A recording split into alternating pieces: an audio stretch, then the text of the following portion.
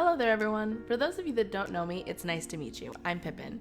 And for everyone else, welcome back. This is the second video of my paint along series where we work on the resources I give you in the description below together. This video will be discussing different forms of light, how to draw them, and how color, intensity, and even position of light can change a mood. Down in the description, you'll find a link to my Google Drive where you can download all of the assets for this video, including the PSD, PNGs of all the slides I'll be working from in case you don't use Krita or something compatible with it, and a fun freebie at the end. Remember, I really only use 3 brushes and all of them are standard, but maybe I'll include some silly brush goodies this time, I don't know. And you won't either until you check those assets out. As a quick disclaimer, this is just what I've noticed and learned throughout my years of studying painting. I am not the end-all be-all and I don't know everything. If you don't like my method, don't use it. But hopefully there's something in here for everyone to learn. And with all of that out of the way, let's get right to it. So, before we move into how to paint, we need to know a few of the basics. The first of which are the types of light. No, not the scientific ones, which are all very cool. We're going to talk about how we perceive light. Now, if you Google types of lights, you will get a million answers to that search. So I'm going to try and simplify a bit. If that bothers you, please leave me a long, detailed comment about how I left out your favorite type of light so others can see how wrong I am. Ambient light. Ambient means present on all sides, and that's what this light does. Ambient light is the light that creates the mood or atmosphere or whatever else you want to call it. Don't believe me? Well, let's take this weird cat balloon thing my toddler asked me to draw. Adding in a basic daylight color like this makes it a joyful and fun children's toy. A daytime blue like this makes it a more rested, end-of-the-day feeling, but still pleasant. This unnatural green makes it feel playful and arcade-like. Maybe a child won this as a prize. Well, let's change the time of day. It's getting dark, and now you see this balloon floating about outside. Are you staying around? What if it's dark and the light outside is unnatural? What if there's barely any light at all? Direct light. This is the light that hits an object directly. You can have multiple direct lights with the same or different colors, but there does get to be a point where there's just too darn many. For the sake of simplicity, we're going to just use one direct light for now, but this information can be used for all of the additional ones too. When you're thinking of direct light, think about a flashlight pointed at something. Now, it doesn't have to be a flashlight, it can be any intense lighting, including the sun. Basically, direct lights are anything that creates light directly on an object, rather than just in the environment around them. Quick note on colors of direct light. Now, I won't get into this today, but something to keep in mind is that each color of light actually has a different wavelength, making some more likely to be strong at further distances than others. This is really only important to note if you're going for hyperrealism, but it's an interesting field to study if you decide you want to look more into it. Highlights. Highlights are a product of direct light where the most directly hit point shines more than the rest of the object. In the case of our balloon boy here, all of the direct light is actually technically a highlight because it all shines back the same color. However, if we wanted to create an additional highlight for an artistic purpose, we could use a specular light. This is the absolute brightest point within a highlight, often called a hotspot. This is more commonly the term used in 3D spaces in photography, but it's a great term for 2D artists to know as well. The most important thing to note about a specular highlight is that it is pure light reflecting back, so it will often be less saturated and a little bit brighter than the general highlight. Next, direct light often creates bounce light or reflected light, which is a light that hits objects, mixes colors with them, bounces off of them, and then shines back on the other object. In the case of our direct light here, it would likely bounce off of the ground and hit back right about here. Remember, if your light is bright enough to create light on an object, it'll be lighter than the object it's hitting. Make sure that you're checking your values both in black and white, like I'm doing here, and on your color scale, like I'm doing here. Also, your light will be diffused through the object it's bouncing off of, making it softer light, which we'll get into more in a moment, but for now, just note that it means that this light will generally have softer edges. Diffused light. This is a type of light that is filtered through something to create a softer light, or light that blends into the object more. Diffused light can be filtered by the object itself with specific textures, or by the environment in some way, like through curtains or through smoke. Light also naturally diffuses the further it is away from something due to the strength of the light waves and the natural particles in the air. This is a good reason to know the science between the different sizes of wavelengths of different light that I mentioned before. Diffuse light can create just a little softness and be a form of direct light, or so much softness that the light becomes ambient. Notice how in the examples, the less softened light covers less of the object, but has more intense light, almost as if the light is more spread out rather than just gone. Think about how on a cloudy day, there are far fewer shadows, even though there's still plenty of light. To go back to our balloon example, let's look at how our balloon might look in a bit of fog. First, let's add our diffuse direct light. After that, let's add in a little bit of bounce light that would be there. And remember, this is a balloon, so there would be specular light. So let's just add in those tiny, less saturated bright bits. Another thing to note about diffused light when it comes to some surfaces, it's not likely to happen on a fully opaque balloon like I intended this to be, because there's little to no visible stuff inside of it, but I'll use it anyways. There's a very saturated bit in between where the light color ends and the object color begins. On skin, the color is typically red, orange, or yellow, and as far as I can tell, is created by the light actually bouncing off of the blood and inner layers of the skin. In other objects, it's whatever's inside of it that the color blends with. This is what's called subsurface scattering.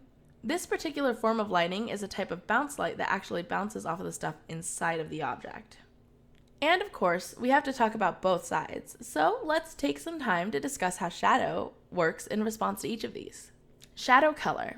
Now, I've heard a million rules about shadow colors. Oh, they should be the opposite of your light color, or they should be the object color but more saturated, or maybe less saturated, etc., etc., etc. What if I told you that they're all right?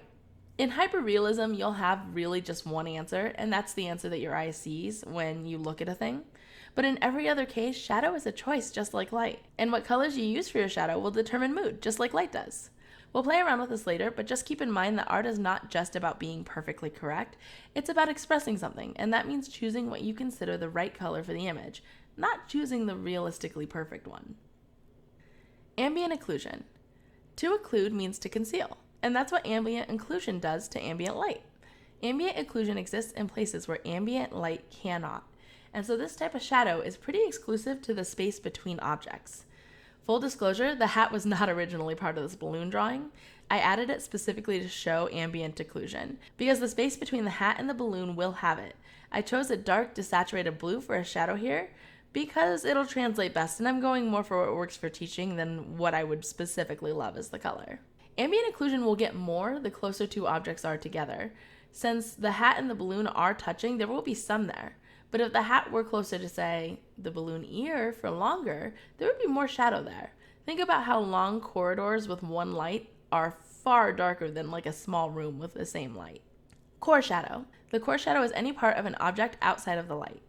I've used the same color as ambient occlusion set to 50 opacity, partly because ambient occlusion will usually be darker than core shadow, and partly so that our bounce light is still visible because I'm too lazy to adjust my layering system. Anyways, remember that if something is directly in the way of the direct light and the light can't bounce through it, like the hat in this example, any spot past that point won't be inside the light and will therefore become a part of the core shadow of that object, even though it's technically part of the next kind of shadow, which is cast shadow. Cast shadow is all of the shadows cast off an object. Really complicated, right? Anyways, a good example of this is the cast shadow from the hat onto the balloon. But the balloon would create its own cast shadow as well. Now, we're actually not likely to notice these beams without some help. For instance, unless the light is direct, like a flashlight, and the rest of it is flooding around the object, we won't really notice it happening on a regular, everyday object. Try this. Move your arm so that it's blocking the light from your room. Observe. It's not very likely that you see all of the shadow lines from your arm to wherever the shadow is casting on, but you do see it on the object behind your arm in terms of the light. From the ground, the cast shadow probably looks something like this, but you're not likely to see all of that shadow in between, unless there's fog or something else in the air for the shadow to be casting on repeatedly, which means we have to do what with the light? Diffuse it, which means that core shadow will need to be diffused too. But here's the thing, if the light is diffusing from fog or smoke, it's probably not a bright sunshiny day, which means we also need to change the ambient lighting and lower the rest of the lighting to match the mood. And there you have it, my sleep paralysis demon. Lighting and texture. Alright, so we've gone over all the basics. Let's get into some of the more complicated stuff. Remember how earlier I said that light can sometimes be diffused by texture? Well, that's what we're going to talk about now. My object diffusion example from before showed hair versus a square, What if I told you that that same type of thing happened all the way down to a molecular level? Now, we're not going to pull out a microscope right now, but the important thing to take from this is that the chemical buildup of an object affects how it reacts to light. This is because that buildup decides its texture. For instance, let's take a look at some real-life examples. The reference I'm using here is from adorkastock.com, a link which will be in the description. They're awesome and have been helping me with poses since the days of DeviantArt. They're so supportive of artists, and I want to see them get even more love than they already do, so please go check them out. Texture 1. Let's start with the purse. It looks like either a leather or a fake leather. I can't quite tell from the photo, but either way, it's going to have a texture like this. We'll get into this a little further in the process, but it's actually a lot like skin. Almost like leather is skin or something. Anyways, material itself has a softer light diffusion, except that it was treated with a highly specular finish, which means we're going to have soft shading, but with lots of high shines where the light is more direct. Texture 2. Now I have no idea what these shoes are made of, but I am forever in awe of how they're made to look entirely smooth and still have some realness to them. That'll always baffle me.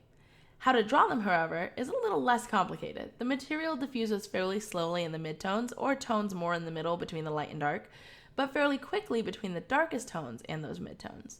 The light will have a noticeable highlight since it's a smooth and glossy surface, and then you'll have specular light to punch the shine up even more. Next, we're moving on to this wood floor texture. Notice how this one's a little less close up, but that's because we're not drawing a wood texture, but the wood floor texture, which will be fairly different. First, I add the planks, since those will be our most defined dark tones. I bow them out here because I'm trying to make these shapes somewhat spherical to show off the lighting. You don't have to do that when you practice if you don't want to. Anyways, next we're going to add in the details of the wood itself. Not so much the more zoomed in particulars of the wood itself. There are a whole other set of textures I can get into some other time, but for now, this is what it looks like. Now we can get into the actual shading. So the wood itself is going to be a fairly rough surface. Sanded and polished wood is less rough than unfinished wood, so it will be more shiny, but even sanded wood has some molecular roughness to it, so it'll diffuse light fairly well. This means that the shadow itself will be diffused. However, similar to the purse, the wood here has a smooth, glossy finish, meaning that it'll have high speculars, but this time in a direction specific to the planks. It'll shine a lot like this. Not pictured in this material painting is the scratches and scuffs on the floor. These do lower the amount of speculars on the surface, but I'm not going to get that complicated. Texture 4, moving right onto the fabric backdrop. This fabric looks like it's more likely to be an interlocking woven fabric like this with a material that likely blends together, which means we won't see as much of the weaving unless it's falling apart, and we're more likely to see the fibers blending together like this. This creates an incredibly rough surface, which means that the shadow will be very soft, except in cases of very direct light, like in the folds. I've drawn a little example of those folds to the side to show what I mean. Texture 5. On a similar note, we've got another fabric here for the shorts. These look to be a little bit more spandex than just woven cloth like the background fabric. That means we're more likely to see a knitted fabric like this, making them more defined, but also technically keeping the fibers more uniform, making it look smoother and giving it a little more shine and less diffusion, but only a little in this case. Here's an example of the shadow on this one. Now the material itself is something that seems to react pretty well to light, and since those fibers are more uniform, direct light will still diffuse, but with a decent overall highlight like this. Texture 6. This top is probably also a knit, but because it's so much lighter, we can't see as much of the direct light since it's blending in with the color. It also seems like either the knit is ever so slightly looser or the material is ever so slightly more fibrous, making the shadows diffuse just a tiny bit more because the surface is just a little bit rougher. I'll follow the same effect, but to a softer degree. Texture 7. Now I know a lot of you have been waiting for this one, so let's move on to the skin. So skin is complicated. First off, it'll run a similar texture to that of the leather in this picture like I said before. It's made up of skin cells, which are this weird hexagonal shape, and when you can't see the individual cell, they do form groups to create spots of color in your skin that you see, like freckles and light spots. If you want to get fancy, you can also include hair in your skin textures, but I chose not to do that here because we can't see any in the photo really. Skin is made up of all these varying colored spots that look kind of like this. A quick note for all of you traditional artists, especially pen and pencil artists. If you want to draw smoother looking skin, do so by creating lots of textures with very tiny little swirly scribbles like this. I suppose digital artists could do it too, but we have different tools that make blending a different kind of complicated. Okay, so next I added the shadow. Notice how it's rough and almost patchy. The way shadow diffuses on skin before direct light tends to be a little rougher. With a direct light though, those lines can become more defined, like in this example. Anyways, with more diffused light, it'll look smoother, though you'll still be able to tell the transition between light and shadow. Texture 8. And lastly, let's look at the hair. So hair is made up of individual strands of varyingly shiny materials depending on a multitude of factors. But in this case, those strands are all forced together into a significantly smoother surface because of the ponytail. We'll still have individual hair clumps or proportions of hair that stick more with each other than the rest of the hair, and you can portion out the base of the hair accordingly. The hair will diffuse a bit, but for the most part, the shine and shadow are very defined portions. Hair is one of the textures I can think of that I like to add on after adding in initial lighting and shadow. I can't tell you why, it just feels more right. Anyways, we're going to define those sections into subsections with shadow, and then add in the speculars for the last bit of shine to show how much smoother it looks. Note, now even with everything I said, I do want to point out a few things, starting with the cast shadow. The direct light is powerful enough that the shadow coming from it is bold and undiffused, even on the softest fabrics. This is important to keep in mind when you're painting. If you want to show strong light, show off how it differs from the other lights in the image. Now with that same power, we have bounce light coming off of the shoe and onto the floor. This was reflected as a shadow instead of light. That's because of the clear surface on the wood. It's smooth enough to be reflective, and more often than not, when something is reflective, more of the object color will show up than the light color. The best examples of this are mirrors, which are entirely smooth and can clearly show an entire image back to you from them. All of this to say that every object is going to vary in texture, which means it will vary in how it's shaded, but that doesn't mean you have to get every texture right every time. Especially for some of the less realistic art styles, I'd suggest learning the basics of a few textures at first that are relevant to your drawing interests and studying as you go from there. Dynamic lighting. So whenever we talk about something being dynamic, what we're saying is that it is exciting. Dynamics are all about making a thing fit the emotion you're trying to convey. So if you want a dramatic image to be dynamic, you want to physically feel the drama when you look at it. If you want it to be a heroic scene, you want to physically feel empowered while looking at it, and so on and so forth. Dynamics are, in my opinion, one of the harder aspects of creating art. But there are tons of tutorials on how to improve them if you're interested. And if you want me to make one too, just say the word in the comments. As for dynamic lighting, we've actually already touched on it before.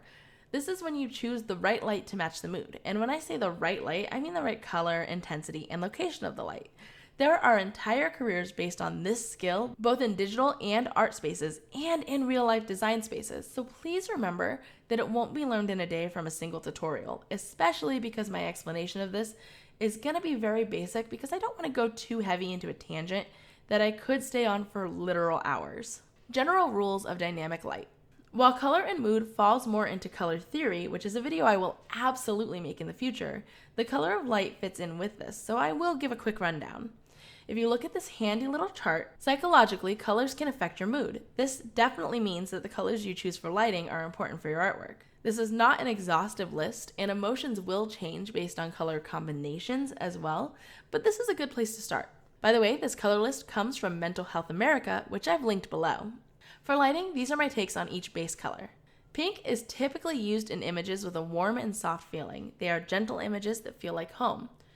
Unless you use hot pinks, in which they give a feeling of power and energy surrounding gaming and retro looks. When used in a softer light with more diffuse shading, you can feel more comforted and even in love if done right. This color in lighting is rarely negative unless used to create a feeling of nostalgia. Red is a very loud color and generally will grab attention whenever it's used, unless it's very dark and muted or light enough to be considered pink and also muted. This means that if you use a lot of it in your image, it'll likely be to catch eyes quick. Just make sure when you catch them, you do it for a reason. Interestingly enough, red is not always a super negative color. I'd actually put it at about 50-50 for positive and negative emotions. When it's intense and highly saturated, it can signify anger, sure, but it can also be an empowering color and even passionate. When it's more muted, it can be lovey, sensual, or even show gentle satisfaction. Orange is another loud color, but can also be neutral depending on the shade. In a basic sense, orange is often one of the types of light we see from the sun. This is a natural choice for a warm, happy, bright day. It can also be great for positive nostalgia for the same reason. Highly saturated orange light can create energized positive feelings or even be used to stimulate overwhelm in an image.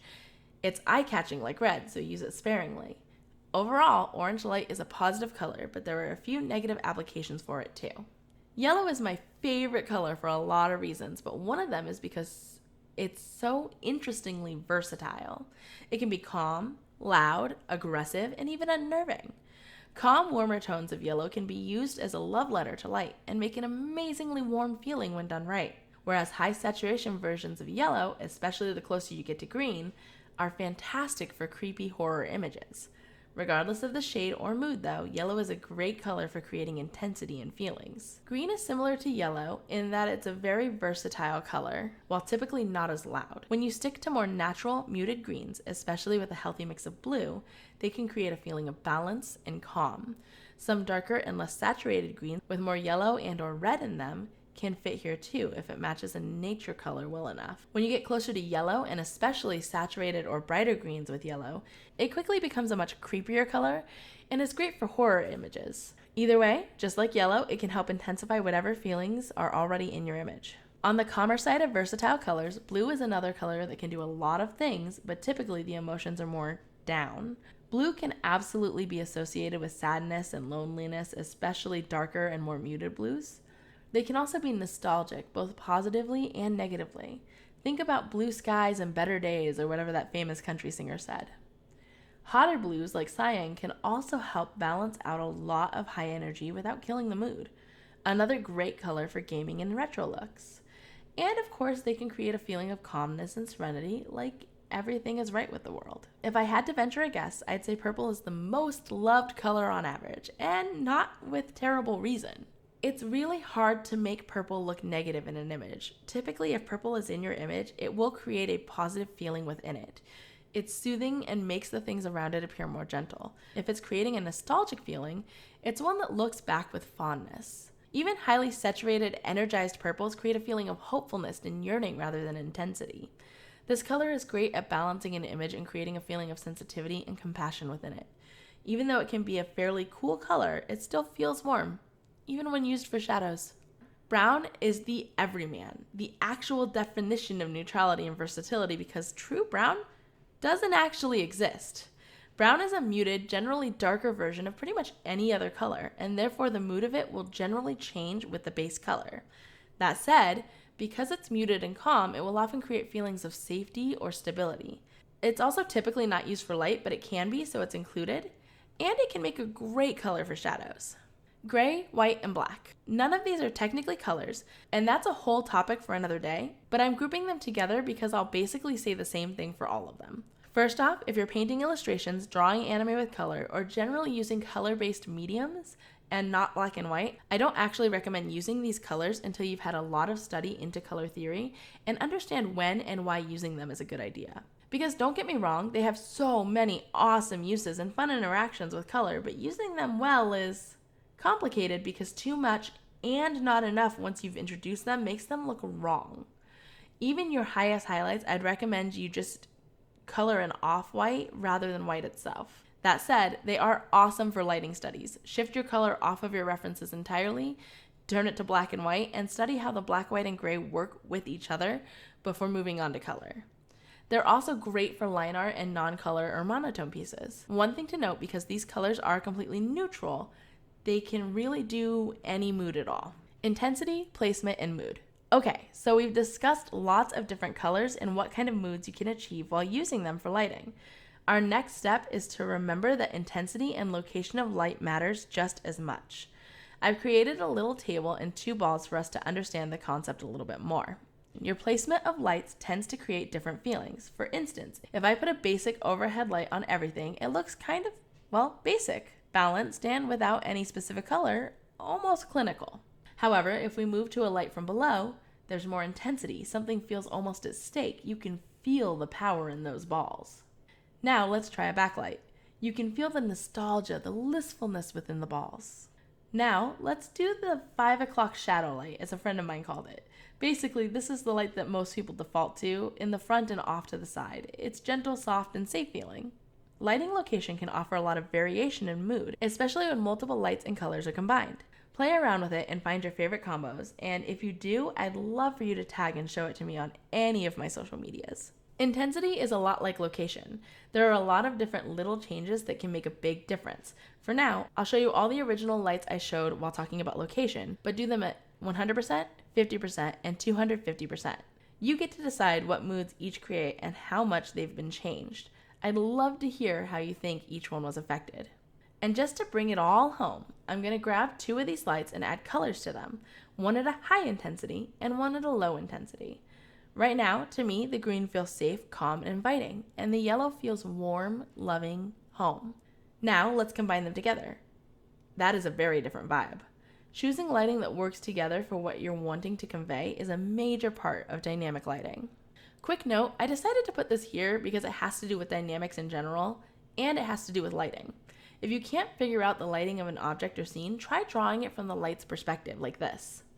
Anything you see in that perspective will be lit, and anything you don't see will be in shadow, and it'll end up looking kind of like this. Line art is again a topic for another video, but to give a basic rundown, your light and shadow will likely affect your line weights when drawing lines. For those of you that don't know, line weight is the thickness of your line, and it's generally weighted by things happening in your image. So what can affect line weights when it comes to light and shadow? The short answer is everything. Generally, with lining, I'll add thicker line weights on places where there would be significantly more or darker shading. This includes every type of shading, but the most common places for me to put my thickest lines is where there's lots of ambient occlusion. So, to show a little more of what I mean, here's the line art I drew with all the lines at the same weight. And here's what it looks like with the line weights added to show lighting and shadow. Notice how the jawline is thicker than the lines on the face, and it makes the head feel more on the neck. Notice in places where light pools less, like inside the armpits, there's more lines. Even the further down you go with the image, the thicker the lines you'll see, because I'm thinking of this as lit from somewhere at the top. With enough practice, you can apply light plenty with your lines without ever adding in halftones or hatches. The last thing I'm going to talk to you about today is light mixing with color. I'm sure at this point we've all seen this GIF. If anyone knows who the original artist was, please tag them so I can credit them properly. I could not find it. Anyways, this is an example of relative color, or how colored light affects the colors of objects. If we take the balls from earlier and add a color to them, then add the same lights after, we get a wildly different look than we had before. I won't go more into this until I do a color composition tutorial, but it's worth knowing that both your lighting and object colors will change when combining with each other. I will, however, show you a few examples of it with this character line art we just discussed. Here's 4 sets of the same colors side by side with this character. Now let's choose 4 different mood words: dire, jubilant, angry, and neutral. Here are the light combinations I chose for each. Now let's color pick each of those to look at the difference between just the skin tone on each. Once in light, once in midtones, and once in shadow. See the difference? Your scene will change with your lighting because everything around it is affected by that light.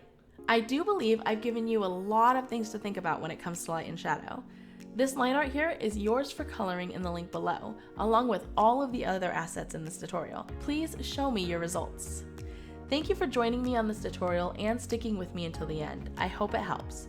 Remember, if you color this line art or use any of the assets or just want to show off what you learned, I would love for you to post your results and tag me, and also tag Archer K Paintalog. And if you like this format better than the faces one, or you think I should keep even the more complicated things as simple as possible, let me know so I can adjust accordingly. If you have any questions about anything in the video or have any suggestions for future paint-along videos, please let me know in the comments. If you liked this video, please hit me with that like button and consider subscribing for more tips and tricks on art improvement, as well as art memes, tutorials, and other artistic support. I hope you have a wonderful day, and I hope to see you in my next video.